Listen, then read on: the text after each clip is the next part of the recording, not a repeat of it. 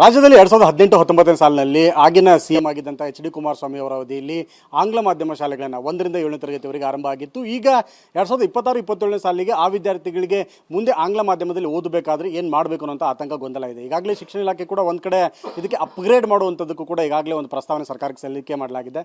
ಸದ್ಯಕ್ಕೆ ನಮ್ಮ ಜೊತೆ ಮಧು ಬಂಗಾರಪ್ಪ ಇದ್ದಾರೆ, ಮಾತಾಡ್ತಾನೆ ಸರ್. ಪ್ರಮುಖವಾಗಿ ಈ ವಿಚಾರಕ್ಕೆ ಸಂಬಂಧಪಟ್ಟಂತೆ ಈಗ ತಾವು ಇಲಾಖೆ ಹಂತದಲ್ಲಿ ಈ ಬಾರಿ ತುಂಬ ದೊಡ್ಡ ಮಟ್ಟದ ದಾಖಲೆ ಫಲಿತಾಂಶ ಬಂದಿದೆ. ಈ ನಡುವೆ ಈ ವಿದ್ಯಾರ್ಥಿಗಳಿಗೆ ಈಗ ಒಂದು ಪೋಷಕರಿಗೆ ಒಂದು ಆತಂಕ ಗೊಂದಲ ಇದೆ. ಏನು ಪ್ಲಾನಿಂಗ್ ಆಗ್ತಾಯಿದೆ, ಏನು ಮಾಡುತ್ತಾ ಇದೆ? ನೀವು ಕೇಳ್ತಾ ಇರೋದು 2018, 19 ಇಲ್ಲ 19, 20ರಲ್ಲಿ 18, 19ರಲ್ಲಿ ಏನಾಗುತ್ತೆ, ಇಂಗ್ಲೀಷ್ ಮೀಡಿಯಮ್ ಅಂತ ಮಾಡಿಬಿಡ್ತಾರೆ. ಬಟ್ ಇಂಗ್ಲೀಷ್ ಟೀಚರ್ಸ್ನ ಕೊಡಲ್ಲ. ಯಾವಾಗಲೂ ಅಷ್ಟೇ ಇಂಗ್ಲೀಷ್ ಮೀಡಿಯಮ್ ಮಾಡೋದು ಇಂಪಾರ್ಟೆಂಟ್ ಅಲ್ಲ, ಅದಕ್ಕೆ ಟೀಚರ್ಸ್ ಕೊಡಬೇಕಾಗತ್ತೆ. ನಾವು ಕೂಡ ದ್ವಿಭಾಷಾ ಅಂತ ಮಾಡಿದ್ವಿ ಯಾವಾಗ, ಹೋದ ವರ್ಷ. ಬಟ್ ಟೀಚರ್ಸ್ನ ಟ್ರೈನಿಂಗು ಆನ್ ದ ವೇ, ಅರ್ಧದಲ್ಲಿ ನಾವು ಶುರು ಮಾಡಿದ್ವಿ. ಈಗ ನಿಮ್ಮ ಜೊತೆಗೆ ಮಾತಾಡ್ತಿದ್ದಂಗೆ ಸರ್ಕಾರದ ವತಿಯಿಂದ ಸುಮಾರಷ್ಟು ಟೀಚರ್ಸ್ನ ನಾವು ಟ್ರೈನಿಂಗ್ನ ಕೊಟ್ಟು ಟ್ರೈನಿಂಗ್ ಮಾಡಿ ಇಂಗ್ಲೀಷ್ನ ಕಲಿಕೆಯನ್ನು ಹೆಂಗೆ ಮಾಡಬೇಕು ಹೇಳ್ಕೊಡ್ಬೇಕು ಅನ್ನೋದನ್ನ ನಾವು ಶುರು ಮಾಡಿದ್ದೀವಿ. ಈಗ ನೀವು ಕೇಳಿರ್ತಕ್ಕಂಥದ್ದು 1001 ಶಾಲೆಗಳು ಅಂಥೇಳಿ ನಾನು ಭಾವಿಸ್ತೀನಿ. ಅದರೊಳಗೆ ಸುಮಾರು 200 ಚಿಲ್ಡ್ರೆ ನನಗೆ ಗೊತ್ತಿರೋ ಪ್ರಕಾರ 2 ಕಿಲೋಮೀಟ್ರ್ ಹತ್ತಿರ ಎಲ್ಲಿದೆ ಅಲ್ಲಿಗೆ ವ್ಯವಸ್ಥೆ ಮಾಡಿದೆ. ಇನ್ನು 700 ಚಿಲ್ಡ್ರೆ ಏನಿದೆ ಅವರಿಗೆ ಈಗ ಅತಿ ಶಿಕ್ಷಕರನ್ನು ತಗೊಂಡು ಯಾರಿಗೆ ಇಂಗ್ಲೀಷ್ ಬರುತ್ತೆ ಅವ್ರನ್ನ ತಗೊಂಡು ಶಾಲೆನ ನಡೆಸ್ತೀವಿ. ಮತ್ತು ಎಲ್ಲಿ 7th ಇದೆ 8th ಇರಲ್ಲ ಅಲ್ಲಿಗೆ 8th ಸ್ಟ್ಯಾಂಡರ್ಡ್ ಕೊಡಬೇಕು ಅಂತ ಹೇಳಿ ನಾವು ಇದನ್ನು ಮುಂಚೆನೇ ಗೆಸ್ ಮಾಡಿದ್ವಿ. ಯಾಕೆಂದರೆ ಹೋದ ಸತಿ ನಮಗೆ ಗೊತ್ತಿತ್ತು. ಈಗ ಇಲಾಖೆಯಿಂದ, ಈಗ ನಾನು ಸಚಿವ ಅಲ್ಲ, ಅದು ಒಂದು ಕಡೆಗೆ ಇರಲಿ, ಬಟ್ ಇಲಾಖೆಯಲ್ಲಿ ನಾನು ಮಾಹಿತಿ ತೊಗೊಂಡಿರೋದು ಅಲ್ಲೂ ಕೂಡ ಈಗ ಕಮಿಷನರ್ ಕಡೆಯಿಂದ ಈಗ 8ನೇ ಕ್ಲಾಸ್ನ ಮಾಡಬೇಕು, ಈ ಮಕ್ಕಳಿಗೆ ಅಲ್ಲಿ ಪಾಠ ಹೇಳ್ಕೊಡ್ತಕ್ಕಂಥ ವ್ಯವಸ್ಥೆ. ಅವಾಗ ಏನಾಗುತ್ತೆ, ಇವ್ರ ಜೊತೆಗೆ ಬೇರೆಯವರು ಕೂಡ ಮಕ್ಕಳು ಬರ್ಬೋದು. ಅದು ಎಷ್ಟು ಸಂಖ್ಯೆ ಅಂತ ಹೇಳಿ ಬರಲ್ಲ. ಈಗಾಗಲೇ ದಾಖಲಾತಿನೂ ಕೂಡ PUCಯಲ್ಲಿ ಹೋದ್ಸತಿಕ್ಕಿಂತ ಜಾಸ್ತಿ ಆಯಿತು. ಅಡ್ಮಿಷನ್ ಈಗಾಗಲೇ ನೀವು ಅದನ್ನ ಚೆಕ್ ಮಾಡ್ಬೋದು. 1,37,000 ಇತ್ತು, ಈಗ 1,00,000 ಆಲ್ಮೋಸ್ಟ್ 56,000 57,000 ಬಂದಾಯಿತು. ಅಂದರೆ ವಿ ಆರ್ ಆಲ್ಮೋಸ್ಟ್ 15-20% ಜಾಸ್ತಿ ಆಗಿದೆ ಸ್ಕೂಲಲ್ಲಿ. ಆಮೇಲೆ ಇನ್ನೂ ಅಡ್ಮಿಷನ್ ನಡೀತಾ ಇದೆ.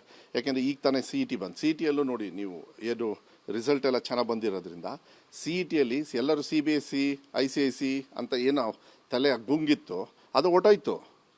ಯಾಕೆಂದರೆ CETಯಲ್ಲಿ ಹೈಯೆಸ್ಟ್ ಪರ್ಸೆಂಟೇಜ್ ತೊಗೊಂಡವರು 75% ಸ್ಟೇಟ್ ಬೋರ್ಡ್ ಅವರು. ಹಾಗಾದ್ರೆ ಕ್ವಾಲಿಟಿ ಯಾರು ಚೆನ್ನಾಗಿದೆ? ಸ್ಟೇಟ್ ಎಜುಕೇಷನ್ ಕ್ವಾಲಿಟಿ ಚೆನ್ನಾಗಿದೆ, ಸೆಂಟ್ರಲ್ಲು ಇಷ್ಟೇ. ಇದು 3 ವರ್ಷದೊಳಗೆ ನಾವು ನಾನೇನಾಯಿತು ಇಲಾಖೆ ತಗೊಂಡಾಗ ಮಾನ್ಯ ಸಿದ್ದರಾಮಯ್ಯ ಸಾಹೇಬರು ಮತ್ತು DK ಶಿವಕುಮಾರ್ ಸಾಹೇಬರು ಇಬ್ಬರು ಕೂಡ ಹೇಳಿದರು, ಮದು ಕಷ್ಟದ ಇಲಾಖೆ, ಏನು ಪ್ರಾಬ್ಲಮ್ ಅಂತ ಅರ್ಥ ಮಾಡ್ಕೊಳ್ದೆ ನೀವು ಒಳಗಡೆ ಹೋಗೋಕ್ಕಾಗಲ್ಲ ಅಂತ. ಸೊ ಪ್ರಾಬ್ಲಮ್ ಅರ್ಥ ಮಾಡ್ಕೊಳ್ಳೋಷ್ಟಿಗೆ 6 ತಿಂಗಳಾಯಿತು. ಅದನ್ನು ಒಂದೇ ಸತಿ ಎಲ್ಲದನ್ನೂ ಬದಲಾವಣೆ ಮಾಡೋದಕ್ಕಾಗಲ್ಲ. ಈಗ ನೀವು ಹೇಳಿದ್ರಿ KPS ಅಂತ ಆವಾಗಲೇ ಸ್ಟಾರ್ಟ್ ಮಾಡಿದರು, ಯಾವಾಗ ಕುಮಾರಸ್ವಾಮಿ ಅವರಿದ್ದಾಗ. ಬಟ್ ಅನುದಾನ ಕೊಡಬೇಕಲ್ಲ, ಅವರಿಗೆ ಬಿಲ್ಡಿಂಗ್ ಕೊಡಬೇಕಲ್ಲ, ಟೀಚರ್ಸ್ ಕೊಡಬೇಕಲ್ಲ. KPS ಅಂದರೆ ಏನು ಅಂತ ಹೇಳಬೇಕಲ್ಲ. KPS ಅಂದರೆ ಬರೀ ಬಿರುದಲ್ಲ, 14 ವರ್ಷ ಒಂದೇ ಕಡೆ ಕಲಿಕೆ, ಒಂದೊಂದು ಕ್ಲಾಸಲ್ಲೂ ಟೀಚರ್ ಇರ್ತಾರೆ. ಇದನ್ನೆಲ್ಲ ಈಗ ನಾವು ಅದನ್ನು ಪ್ರಾವಿಷನ್ ಮಾಡ್ಕೊಂಡಿದ್ದೀವಿ. ಈಗ 15,000 ಟೀಚರ್ಸ್ನು ಕೂಡ ಏನು ರಿಕ್ರೂಟ್ಮೆಂಟ್ ಮಾಡ್ತೀವಿ, ಅದರಲ್ಲೂ ಕೂಡ ದ್ವಿಭಾಷೆದಲ್ಲೂ ಕೂಡ ಅವರಿಗೆ ಟ್ರೈನಿಂಗ್ ಇರ್ತದೆ. ಇದೆಲ್ಲ ಸಮಯ ತಗೊಂಡು ಬದಲಾವಣೆ ಮಾಡಬೇಕು, ಒಂದೇ ಸತಿಗೆ ಮಾಡೋದಕ್ಕಾಗೋದಿಲ್ಲ. ಬಟ್ ಮಕ್ಕಳಿಗೆ ಯಾವುದೇ ಥರದ ತೊಂದರೆ ಆಗದೆ ಇರತಕ್ಕಂಥ ರೀತಿಯಲ್ಲಿ ಇಲಾಖೆಯವರು ಪ್ಲ್ಯಾನ್ ಮಾಡ್ಕೊಂಡಿದ್ದಾರೆ. ಅವರಿಗೆಲ್ಲರಿಗೂ ಕೂಡ 8th ಸ್ಟ್ಯಾಂಡರ್ಡ್ ಕೊಡೋದು ಮೋಸ್ಟ್ಲಿ ಇನ್ನೊಂದು ವಾರ 10 ದಿವಸದೊಳಗೆ ಅದು ಕೂಡ ನೋಟಿಫಿಕೇಶನ್ ಹೊಡಿಸ್ತಾರೆ. ಈ ಮಕ್ಕಳು ಅಲ್ಲೇ ಹೋಗ್ಬೋದು, ಏನು ತೊಂದರೆ ಆಗಲ್ಲ ನನ್ನ ಪ್ರಕಾರ. ತಾವು ಮಾಹಿತಿ ಏನಾದರೂ ಪಡ್ಕೊಂಡ್ರೆ ಸರ್? ಸಚಿವರಲ್ಲಂದ್ರೂ ಕೂಡ ತಾವು ಯಾಕಂದ್ರೆ ಖಾತೆ ನಿರ್ವಹಿಸಿರೋದ್ರಿಂದ ಮಾಹಿತಿ ಪಡೆದುಕೊಂಡ್ರೆ ಆಫೀಸರ್ಸ್ ಫೋನ್ ಮಾಡಿ ಹೇಳ್ತಾರೆ, ಅವ್ರಿಗೂ ಪಾಪ ಮಿಸ್ ಮಾಡ್ತಾರೆ. ಮಿಸ್ ಮಾಡಿದಾಗ ಯೂಶಲಿ ಹೇಳ್ತಾರೆ. ಆಮೇಲೆ ನಾನು ಕೂಡ ಆಸೆ ಇರುತ್ತಲ್ಲ ದಾಖಲಾತಿ ಹೆಂಗಾಯಿತು ಅಂತ. ಬಿಕಾಸ್ ನಾವು ದಾಖಲಾತಿನ ನಮಗೆ ಕೆಪಾಸಿಟಿ ಇರೋದು 2,50,000. ಬಟ್ 2,50,000 ಬರೋದಕ್ಕೆ ಚಾನ್ಸೇ ಇಲ್ಲ. ಯಾಕೆಂದರೆ ಸಿಕ್ಕಾಬಡೆ ಕಾಲೇಜಸ್ ಆಗಿದೆ. ಅದಕ್ಕೆ 3 ವರ್ಷ ನಾವು ಕಾಲೇಜಿನ ಮೇಲೆ ಮುಂದಿನ ವರ್ಷದಿಂದ ಕೊಡಲ್ಲ ಅಂಥೇಳಿ ಹೇಳಿದ್ವಿ. ಬಟ್ 2,50,000 ಇದ್ರೂ ವರ್ಷ 20,000 ಬೀಳ್ತಾ ಇತ್ತು. ಈ ಸತಿ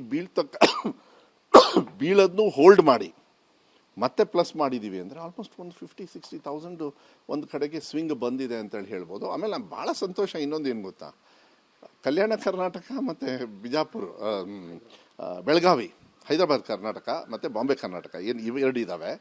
ಗುಲ್ಬರ್ಗ ಮತ್ತು ಬೆಳಗಾವಿ ಡಿವಿಷನ್ನೇ ಪರ್ಸೆಂಟೇಜ್ ವೈಸ್ ಮಕ್ಕಳು ಅಲ್ಲಿ ಕಲಿಕೆಗೆ ಹೋಗಿದ್ದಾರೆ. ಯಾಕೆಂದರೆ ಪರ್ಸೆಂಟೇಜ್ ವೈಸ್ ಪಾಸ್ ಆದವರು ಅಲ್ಲಿ ಜಾಸ್ತಿ. ಪ್ರೈವೇಟ್ ಅವರು, ಅನುದಾನಿತ ಮತ್ತು ಸರ್ಕಾರಿ ಒಟ್ಟಿಗೆ ತಾನೇ ಎಕ್ಸಾಮ್ ಮಾಡಿದವರು. ಕಾಪಿ ಎಲ್ಲೂ ಹೊಡಿತಾ ಇಲ್ಲ, ಈಗ ಎಲ್ಲ ಒಳ್ಳೆ ರೀತಿಯಲ್ಲಿ ನಡೀತಾ ಇದೆ.